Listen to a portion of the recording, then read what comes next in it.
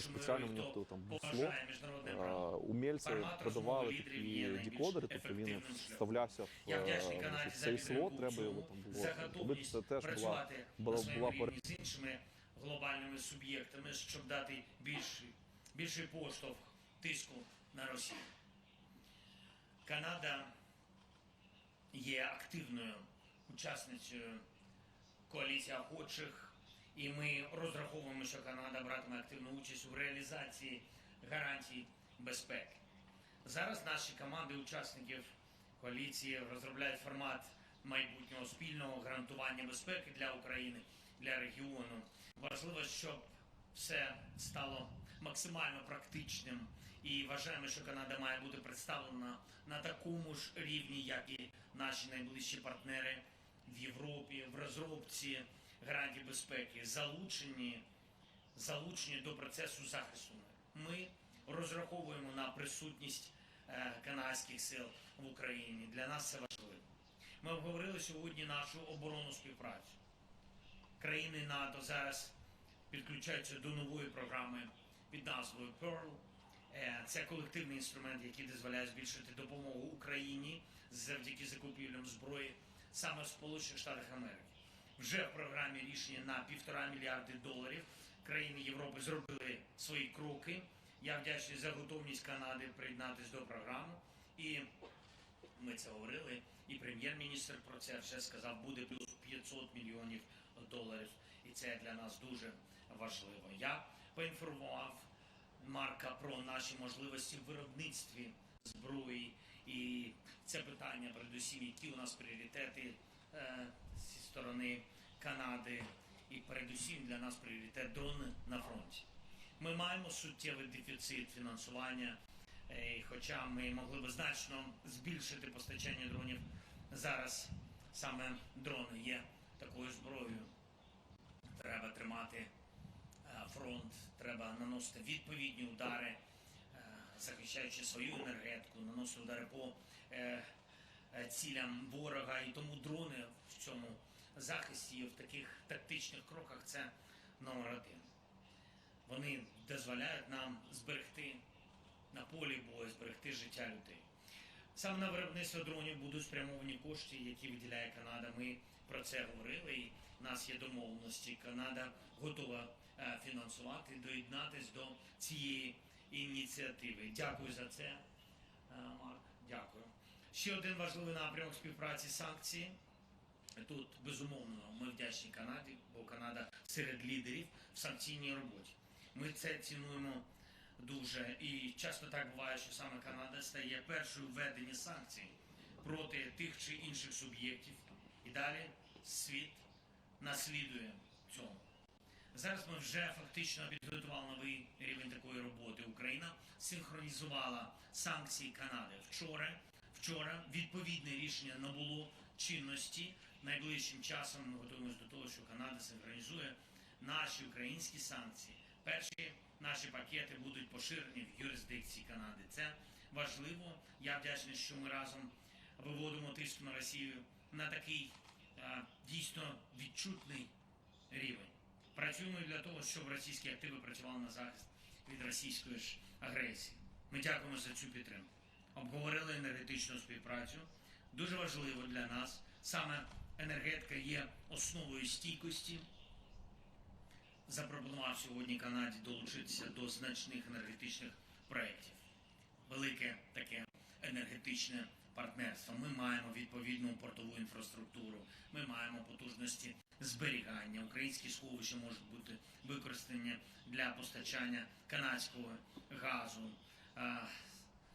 І це дуже потрібно для стабільності не тільки в Україні, в усій Європі. Ми обговорили з Марком можливість швидкої реалізації такої програми. Я думаю, що наші міністри енергетики проведуть окрему зустріч і все це обговорять. Ми домовилися, що це станеться найближчими днями. Ми розраховуємо на участь Канади в реконструкції України. Це стосується не тільки відновлення об'єктів, але й відновлення людей, реабілітація після поранень. Обговорили про такі програми для наших ветеранів. Я вдячний Канаді за готовність І дуже надіємося, що з'явиться у нас конкретика, яка може спрацювати в інтересах багатьох наших людей. Ще одне.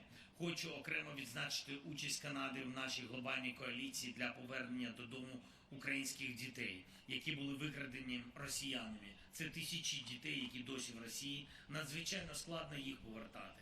Але це повинно відбутись безумовно. Ми вдячні всім, хто допомагає. 41 країна зараз вже є в нашій коаліції. Вдячні Канаді за активність. Маємо повернути всіх українських дітей, всіх полонених, наших військових, наших цивільних.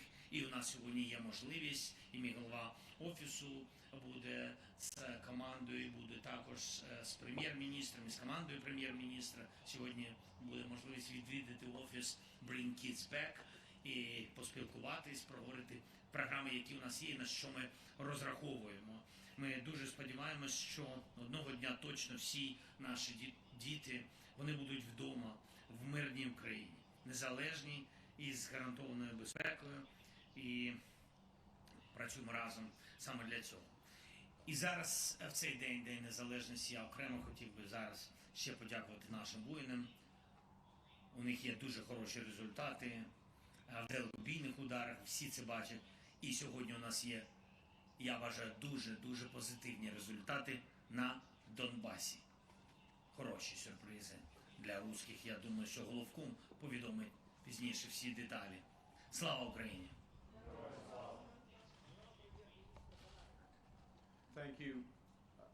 Thank you very much, Mr. President, dear Volodymyr. It is a great honor for me and my colleagues to be here on this important day. This day celebrating that 34 years ago when Ukraine renewed their independence and put before the world a choice whether to cling to the past in the name of stability and familiarity, or to recognize Ukrainian independence in the name of freedom, fairness, and democracy. And the government of Canada at the time chose the latter. The first Western nation to recognize that independence, and a series of firsts in terms of cooperations, as you just said, Mr. President. I'd underscore that the world faces a similar choice today. À ce moment charnière de l'histoire, l'Ukraine se trouve une fois de plus aux premières lignes de grands combats entre la liberté et la tyrannie. At this hinge moment of history, Ukraine is once again at the front line of a great struggle between freedom and tyranny, between democracy and authoritarianism. Russia's illegal invasion of Ukraine shattered previous assumptions about Europe's post-war security. It underscored how precious and precarious are international law, sovereignty, territorial integrity, and human rights. And it is leading to a reappraisal of the costs of collective responsibility. There's a reason that NATO recognizes member states' investments in Ukraine as Ukraine's defense as critical investments in our collective defense as NATO members. Because if Russia's aggression goes unchallenged, it will not stop here. Ukraine's destiny helped shape that of Europe and the world in the early 90s. It does so again today. And as Canada did in 1991, we will stand with Ukraine, standing with you for democracy, for peace, for freedom. Le destin de l'Ukraine continuera à façon celui de l'Europe, comme ça a été le cas en 1991. Et comme le Canada l'a fait à ce moment-là, nous allons mener la charge et soutenir l'Ukraine. Nous allons défendre la démocratie, la paix et la liberté. As the current G7 president, Canada is working with our partners to build a world that's more secure, prosperous, just and free. And to those ends, I invited President Zelensky to attend the G7 summit in Canada in June. Because no decisions can be made about Ukraine without Ukraine at the table. And because those decisions must be taken from a position of strength. To support that strength, at the G7, as the President just mentioned, Canada launched our latest package of sanctions on Russia, amongst other things, prohibiting the import of Russia's most valuable exports, prohibiting sales to Russia in their aerospace industry and shipping, sanctioning now over 3,000 Russian entities and their enablers. In parallel, we're investing today $2 billion in new military assistance for Ukraine. $800 million of this will help strengthen Ukraine's arsenal for the most urgently needed defense equipment, drones, ammunition, armored vehicles. And we had a discussion today about specifying and targeting that assistance where it will have the greatest impact, and we will do so. As the President mentioned, we're proud to be the first non-European nation to participate in NATO's Pearl program, the package of the most urgently needed military assistance that will be delivered here next month. We'll also fund over $200 million for the joint production of defense materials in our two countries, particularly advanced drones using Canadian suppliers. And another $165 million for critical multilateral efforts, including, again, enhancing drone resources, as well as more money for humanitarian assistance to support civilians affected by this horrific war. This support is consistent with our support for Ukraine throughout the decades. It's also part of our broader approach, our new government's broader approach to step up our role in collective security for Ukraine, in Europe, with our NATO partners, and around the world. Because leadership requires not just the strength of our values, but the value of our strength. Canada has what the world needs: productive industry, highly trained military personnel, a wealth of natural resources. And we have a heart.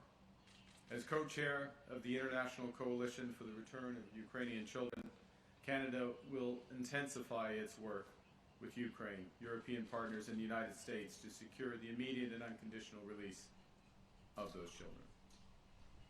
We welcome the United States' recent efforts to secure long-term peace for Ukraine and for Europe.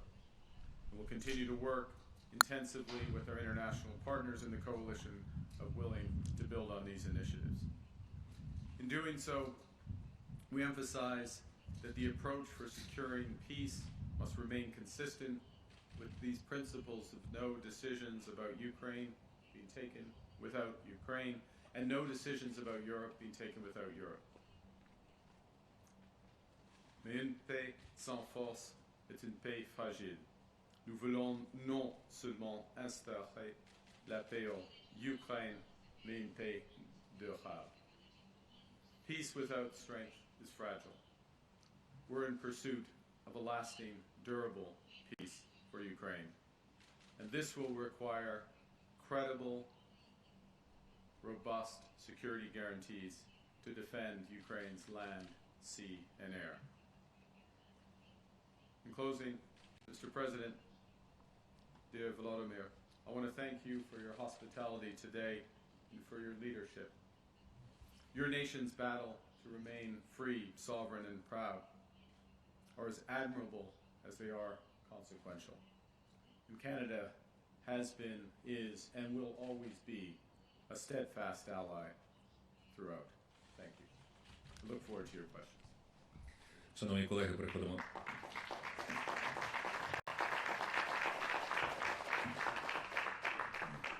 Шановні колеги, переходимо до частини запитань та відповідей. Будь ласка, Суспільне. Валерія Пашко, Суспільне. Перше питання до вас, пане президенте. Західні ЗМІ пишуть про те, що США заборонили далекобійні удари по території Росії їхньою зброєю, тобто атакамсами. Чи можете це підтвердити і чи потрібно нам отримати такий дозвіл від західних країн зараз, якщо нібито є і свої альтернативи? And for you, Prime Minister Carney, so now currently the Ukraine, along with the closest partner, is developing the security guarantees for Ukraine, as you mentioned before. And my question is, what kind of security guarantees could Canada provide Ukraine with? Do you consider to deploy troops on the ground, probably? Thanks a lot. Okay, thank you so much, Mark. На сьогодні, якщо чесно, ми використовуємо нашу далекобійну зброю вітчизняного виробництва. І ми останнім часом, якщо чесно, не проговорюємо зі Сполученими Штатами Америки такі моменти. Колись це було, ви пам'ятаєте, були різні сигнали щодо наших ударів у відповідь після їх ударів по нашій енергетиці. Це було вже дуже давно. Сьогодні ми навіть про це не згадуємо. Тому для мене це новина.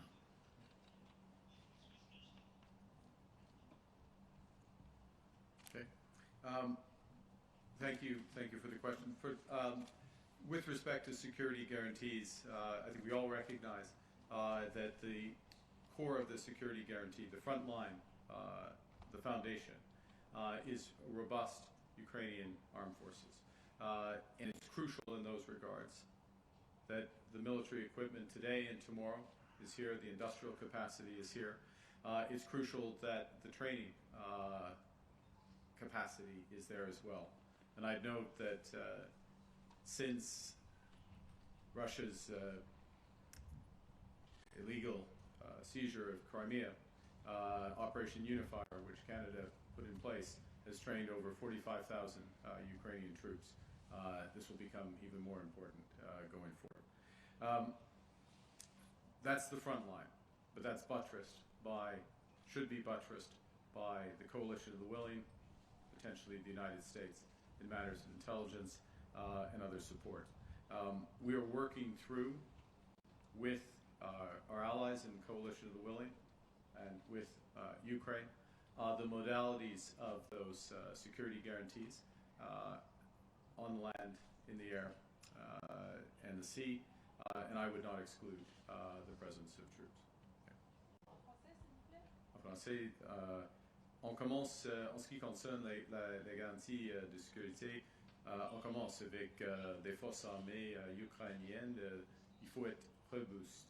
Et c'est une des raisons pour lesquelles c'est très important de l'opération unifiée, cette opération d'augmenter la capacité des forces ukrainiennes. À partir de maintenant, il y a maintenant plus de 45 000 soldats qui ont été entraînés par l'opération unifiée. On va renforcer ce processus. Mais on commence avec les forces armées ukrainiennes, mais on ajoute l'intelligence, le soutien de l'intelligence, de la coalition de la volonté. Mais au fond, il y a la possibilité, et je n'exclus rien, la possibilité des forces de certains membres, y compris le Canada, certains membres de la coalition de la volonté, ici au Ukraine. Merci. Наступне запитання, будь ласка, CBC, Канада. Yes. Sorry. Hi, Briar Stewart from CBC.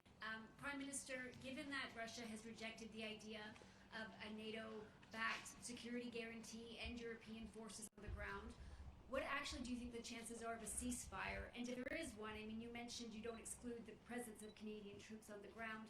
Are you referring to that in a peacekeeping capacity or training? If you could answer that also in French. And President Zelensky, you talked about the importance of having a presence of Canadian troops. I'm wondering what more you can say about that. Thank you. Okay.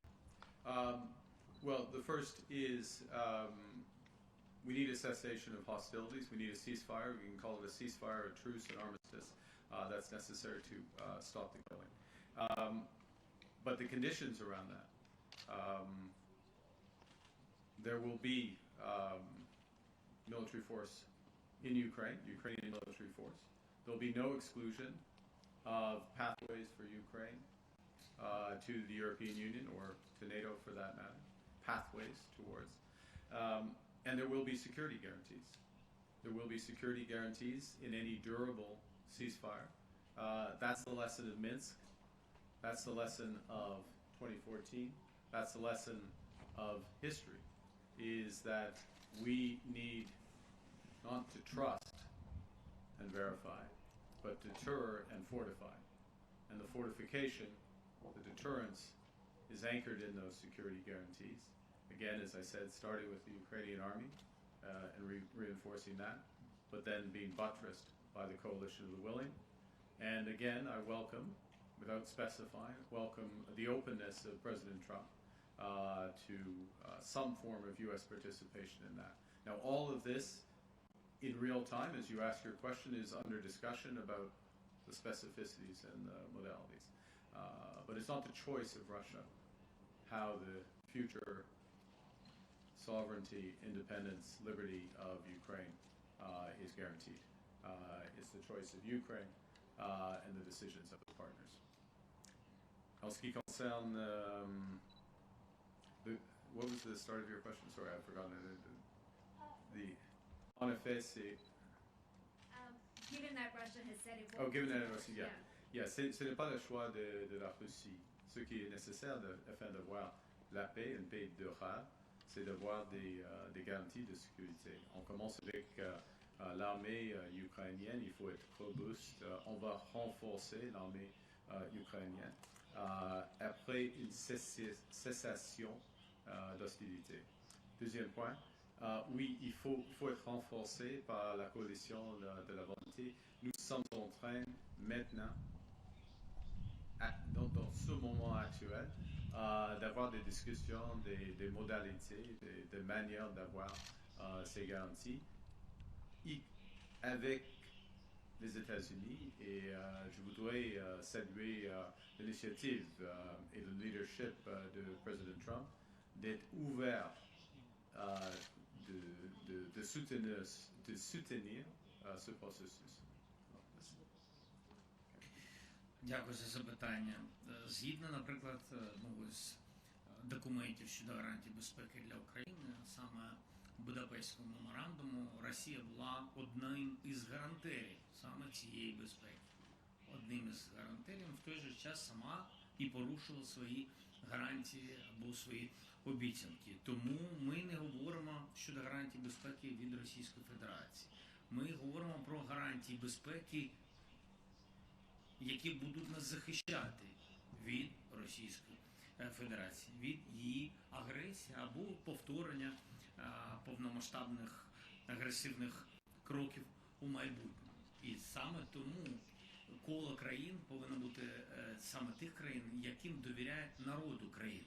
Не хтось один, а саме народ України. Народ України довіряє Coalition of Willing, країнам, які були з самого початку цієї агресії. Наприклад, країни, які накладали санкції за агресію, країни, які давали зброю, країни, які забезпечували гуманітарну підтримку, країни, які посилювали нас в моменти блекаутів енергетичних, країни, які допомагають повертати нам дітей, людей із полону, тобто багато речей. І безумовно номер один – країни, які спроможні захистити Україну, як сказав прем'єр-міністр, абсолютно вірно, в небі, на морі, на землі. Питання на землі, присутність, як то кажуть, boots on the ground, для нас важливо.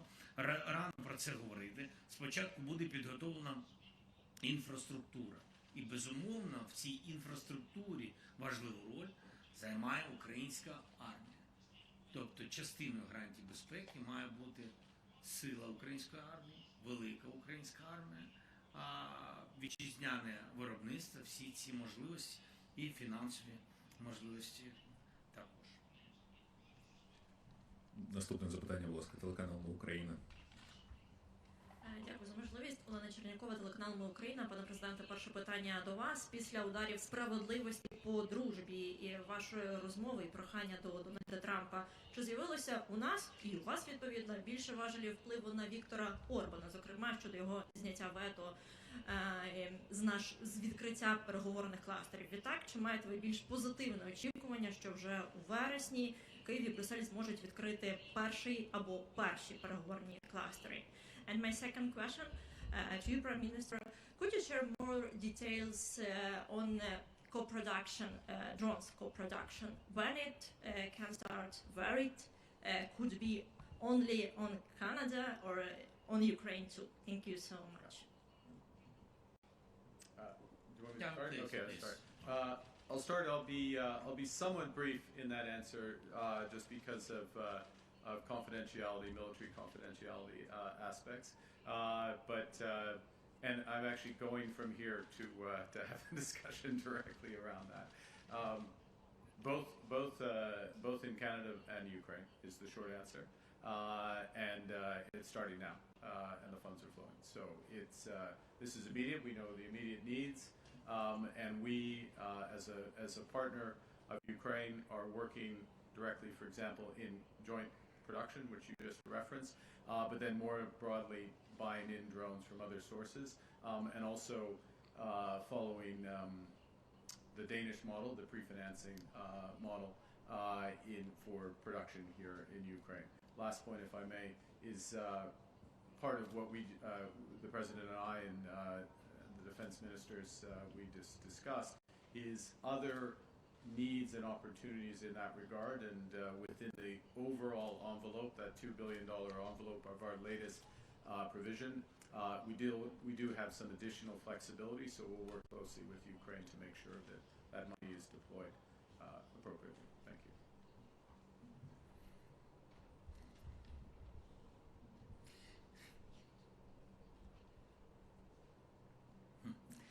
Ми завжди підтримували дружбу між Україною і Угорщиною. А тепер існування дружби залежить від позиції Угорщини. Дякую. Останнє запитання, будь ласка, Canadian Press. Hi, Bill Griffith with Canadian Press. This is a question for both leaders. Prime Minister Carney, you've mentioned that Vladimir Putin is not really to be trusted in any kind of deals. So the question is there any security guarantees you can obtain that doesn't include bringing in troops, like peacekeeping troops? I'll start. I'll try to follow the lead of the president and to be succinct. It is not, in Canada's judgment, it is not realistic that the only security guarantee could be the strength of the Ukrainian armed forces in the medium term.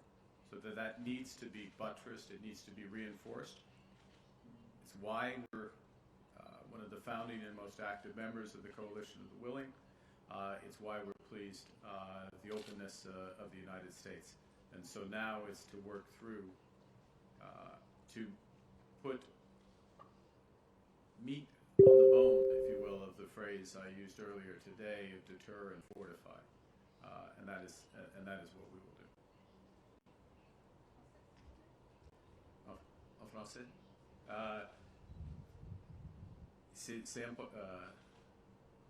Ce n'est pas suffisant de seulement relier sur la force de l'armée ukrainienne. C'est une armée incroyable, beaucoup de valeurs, très brave, mais l'équilibre n'existe pas. Il n'existe jamais entre l'Ukraine et la Russie. Alors, il faut renforcer les forces armées ukrainiennes avec des garanties de sécurité, de la coalition de la volonté, et puis on espère que les États-Unis vont renforcer dans une manière appropriée pour eux ces garanties de sécurité. Дякую. Прес-конференція добігла кінця. Thank you so much. Дякую.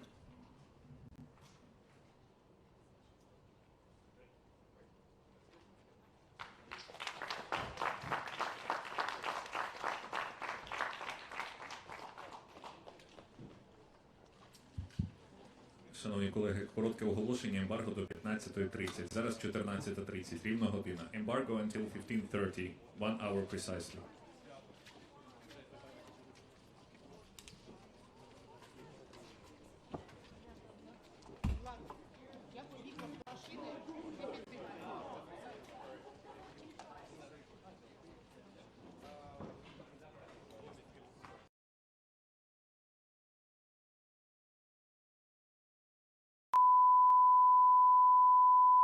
This is the primary audio circuit for the Reuters live service.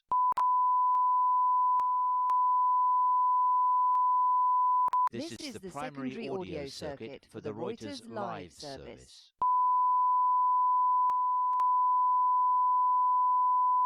This is the primary